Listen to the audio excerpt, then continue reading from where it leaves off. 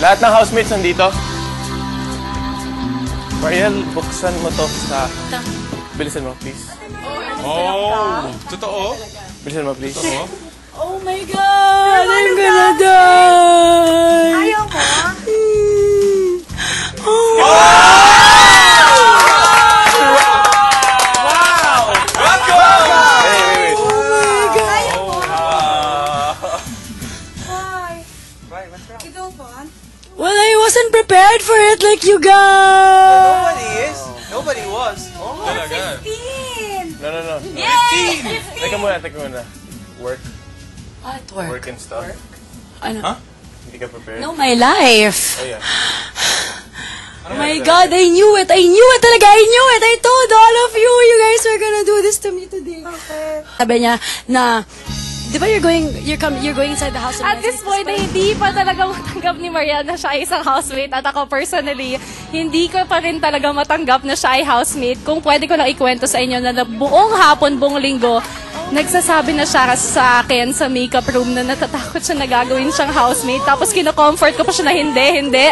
Pero ayan na nga, ang bagong twist ni Kuya. Kuya, lagi mo kaming sinusurprise. Well, mga kapamilya, kung akala nyo ay kompleto na ang ating mga housemates, na this time, 30 na sila, including si Mariel, pues nagkakamali kayo dyan dahil mamaya, sa prime time, ay may isa pang papasok sa bahay ni Kuya. Live na live kasama ni Tony Gonzaga. At para bigyan kayo ng patikim kung sino ang papasok, panoorin natin to. Uber sa excitement, Uber sa shock, Uber sa lahat na Uber sa saya ang mga kaganapan sa loob ng bahay ni Kuya. Pero wala talagang details ang surprises mo, Kuya, dahil bukas ipapakita namin sa inyo ang magiging reaction ni Mariel kapag pinaalam na sa kanya ni Kuya na siya ay officially isa ring housemate para sa Celebrity Edition 2. Hindi niya dapat palampasin ito, kaya tumutok sa bago nating tambayan tuwing alas 5:30 ng hapon. Ito ang Uber! Thank you. Oh my God. Wow. Even your makeup. 15. Lahat. Wala akong anything. Darating yan. Okay lang. No, they're gonna give me. They better give me. When are they gonna... So, anong gagawin na? What are you guys doing? Ang task natin for Friday. Ito. Kailangan gumawa ng... At least we both have minds. Yeah. Until Friday na lang. I can't believe I'm here. I can't believe I'm here. We're gonna cherish how you smell today because malamang after Kaya a week, hindi you're ka gonna rin smell dito. like us na rin. Ate, hindi ka rin sinabihan ng mga She really smells so Wala. good, no?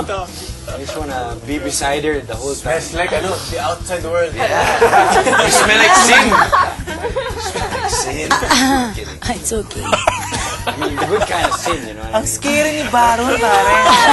Ang scary mo, Diyos. Galing mo. How nice yung eyelashes, hindi ko siya napansin ng launch. How nice, hindi mo siya Tabi ka kay... So what do? I don't know what to do. I'm really gonna care. No, they're not watching. Yes, of course. I know, you came out from the suitcase. Pare, yung bed. Thank you. I'm gonna die. Ate Mariela. I can't believe this is happening to me. Yan.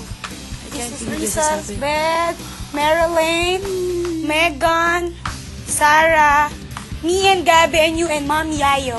Okay, thank Tapos you. siram ka na lang ng clothes sa akin, siguro naman kasha siya. Kahit mag-tube ka na lang. Okay lang for now. I'm thinking na they're gonna give me rin naman Gusto mo, soon. kapit ko na yung I'll lapit just- para hindi ka nahihirapan sa hawak ng mic mo. Hi, Megan. I can't believe I'm here.